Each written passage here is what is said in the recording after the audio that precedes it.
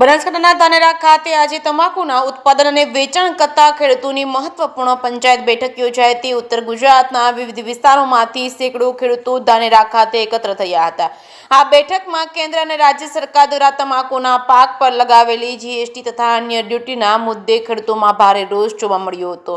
ધાનેરા ખાતે ખેડૂતોએ આજે એકઠા થઈ તમાકુ પર લગાવેલી ડ્યુટીનો વિરોધ કર્યો હતો, જ્યારે રેલી સ્વરૂપે નાયબ કલેક્ટરને આવેદનપત્ર આપી અને રજૂઆત કરી હતી। ખેડૂતોના અનેક પ્રશ્નો છે અને તેમની સમસ્યાનો હલ તો થતો નથી, એટલે સરકાર ખેડૂતોનું સાંભળે અને આ સમસ્યાનો હલ કરે। સાથે સાથે ખેડૂતોએ જણાવ્યું હતું કે વર્ષ 1977માં કોંગ્રેસ સરકાર દરમિયાન તમાકુના કાચા માલ પર લાગતી ડ્યુટી રદ કરવામાં આવી હતી, પરંતુ હાલ ભાજપ સરકારના સમયમાં તમાકુના પાક પર 18% જીએસટી લાગુ કરવાની વિચારણા ચાલી રહી છે, જેના કારણે ખેડૂતોને ઉત્પાદન તેમજ વેચાણ બંનેમાં ગંભીર મુશ્કેલીનો સામનો કરવો પડી રહ્યો છે। ખેડૂતોએ જણાવ્યું હતું કે તમાકુની ખેતી પહેલેથી ખર્ચાળ અને જોખમી છે, તેમાં પાણી, મજૂરી, ખાતરનો ખર્ચ વધુ છે। આવા સંજોગોમાં જીએસટી વધારવાના ચાર્જ લાગુ થશે તો ખેડૂતોને આર્થિક રીતે ભારે નુકસાન વેઠવું પડશે। વર્ષોથી તમાકુની ખેતી કરીએ છીએ, હવે 18% જીએસટી લાગશે તો ઉત્પાદન કરવું પણ મુશ્કેલ બને છે અને વેચાણમાં પણ નુકસાન થશે। સરકારના નિર્ણય પાછો ખેંચે। બેઠકમાં ખેડૂતો દ્વારા વરસાદી નુકસાનનો મુદ્દો પણ ઉઠાવવામાં આવ્યો હતો। તાજેતરમાં ભારે વરસાદના કારણે જમીન ધોવાણ અને પાક ધોવાણ થયું છે, પરંતુ વળતર આપવામાં સરકાર તરફથી અન્યાય થયો છે। જમીન અને પાક બંને ધોવાઈ ગયા છે, છતાં યોગ્ય વળતર મળ્યું નહીં। રીસર્વે કરવામાં આવે પરંતુ તેમાં ખેડૂતોને રસ્તા જ મળ્યા નથી। ખેડૂતોએ વધુમાં જણાવ્યું હતું કે રીસર્વે સંબંધી અનેક અરજીઓ હજુ પણ પેન્ડિંગ છે। સરકાર તરફથી કોઈ નક્કર કાર્યવાહી ન થતા ખેડૂતોમાં નારાજગી વધી રહી છે। રીસર્વેની અરજીઓ મહિનાઓથી પેન્ડિંગ છે, સરકાર વહેલી તકે તેનો નિકાલ લાવે। આ બેઠકના અંતે ખેડૂતો દ્વારા સરકારને અપીલ કરવામાં આવી હતી કે તમાકુના પાક પરથી લાગેલી કે લાગનાર જીએસટી તાત્કાલિક હટાવવામાં આવે, રીસર્વેની પેન્ડિંગ અરજીનો નિકાલ લાવવામાં આવે અને વરસાદી નુકસાનનું યોગ્ય વળતર ચૂકવવામાં આવે, નહીં તો આગામી સમયમાં ઉગ્ર આંદોલનની ચેતવણી પણ આપવામાં આવી છે। જે કે સિંહ ગુજરાતી સાથે ભરત ઠક્કર, ડીસા। આપનું નામ શું છે અને જે આ ટેક્સ લાગી રહ્યો છે, કાચા માલ ઉપર લાગી રહ્યો છે, ઉત્પાદન ઉપર લાગી રહ્યો છે કે પછી પ્રોડક્ટ પર લાગી રહ્યો છે? આજે આ ધાનેરા ખાતે જે તમાકુના ખેડૂતો, તમાકુ ઉગાડનાર અને વેચનારનું સંયુક્ત ઉપક્રમે આ મિટિંગ રાખી હતી।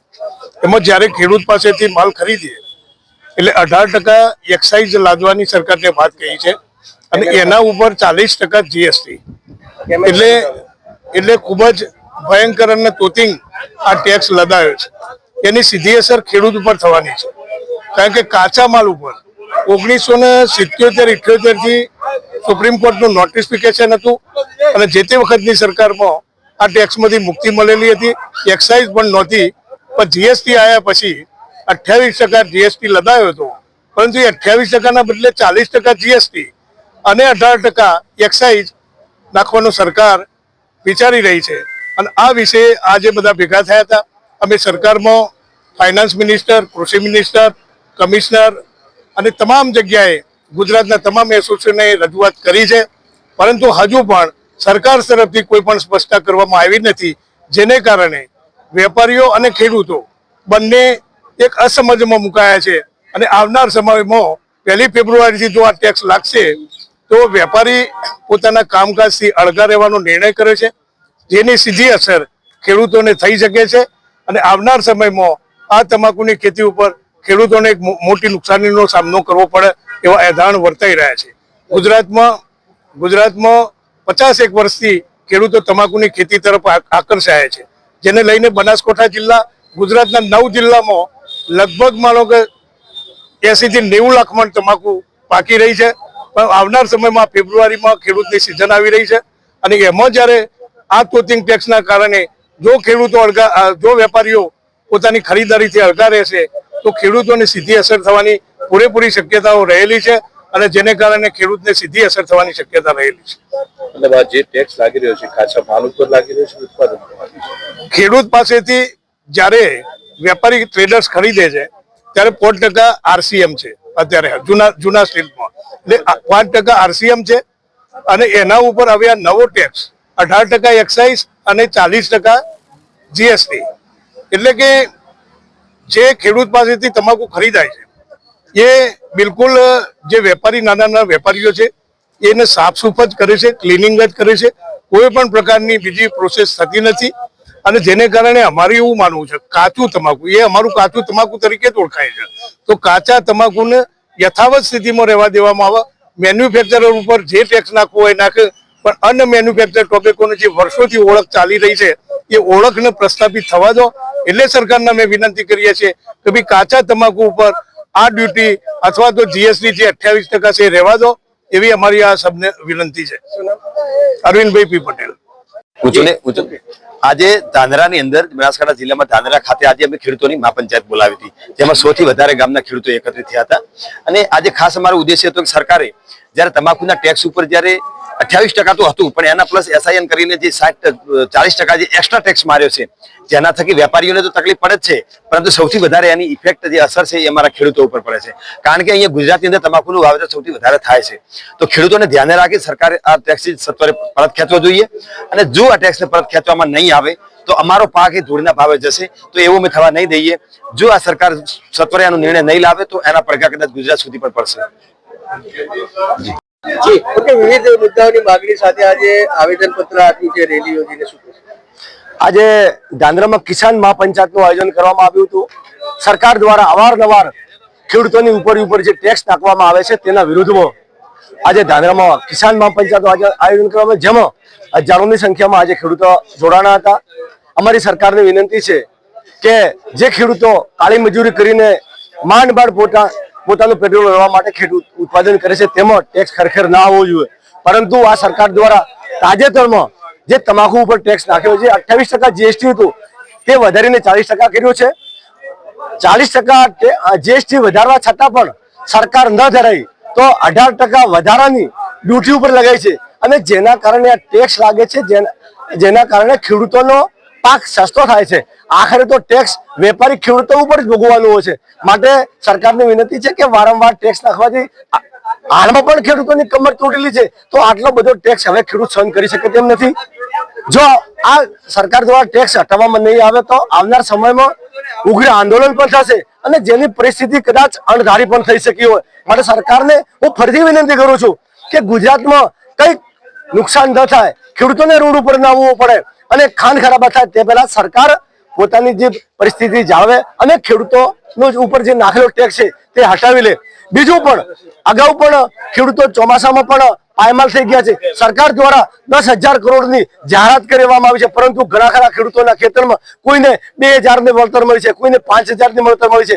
જેને પૈસા આપ્યા છે તેમને વળતર પૂરું મળ્યું છે. જે ખેડૂતોએ કોઈને લાંચ નથી આપી તે ખરેખર સહાયથી વંચિત રહી ગયા છે. તો સરકારને તે પણ મારી વિનંતી છે કે જે અધિકારીઓએ ખેડૂતો સાથે જે ગદ્દારી કરી છે તેમની સામે પણ એક્શન લે તેવી મારી માંગણી છે.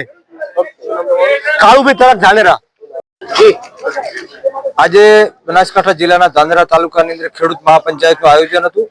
એની અંદર આમ તો ખેડૂતના વિવિધ મુદ્દા હતા, પણ તમાકુના મુદ્દે ખાસ હતું કે તમાકુની અંદર આર્થિક વધારાનો ટેક્સ નાખવામાં આવ્યો અને એના લીધે ખેડૂતોને મોટું નુકસાન વેઠવાનો અત્યારે વારો આવ્યો છે.